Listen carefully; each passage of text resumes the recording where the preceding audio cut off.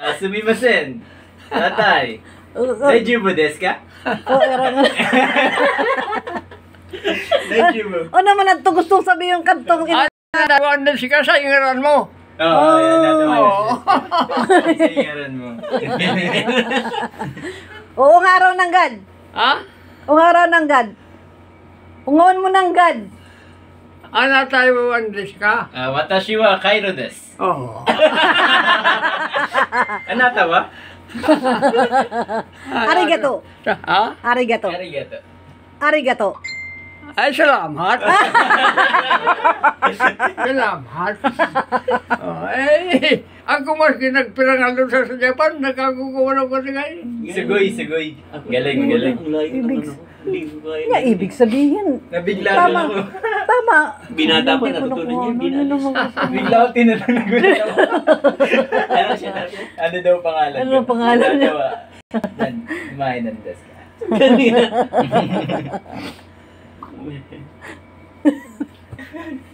Unang-una nung, alam mo nung nung sinabi ko nga na magpa-flight ka na nun. Nagtanong siya kung ano daw, nakapunta na daw siya sa, ano yung airport mo? Narita. Sa Narita, nakapunta na. Sabi ko, paano ka napunta doon? Ayun nga daw, nung nag-ano sila. Doon ang bagsak kasi. Nung bagsak nila. Landing. Galing nga.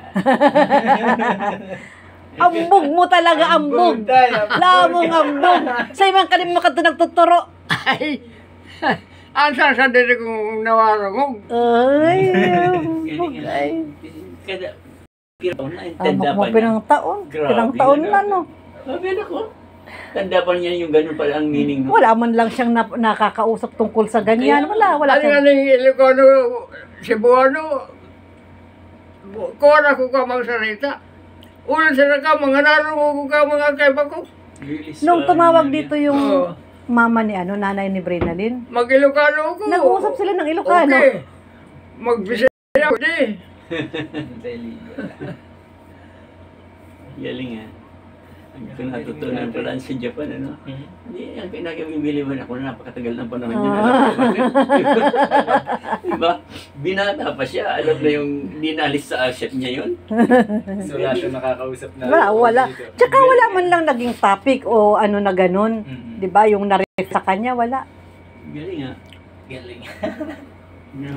Maambog talaga, di maambog. Grabe talaga ambog mo. Bukambo.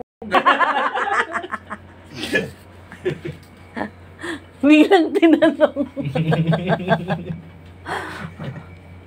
Kaya hindi ko na ano. Hindi ko na kay tatay eh. Galing nga.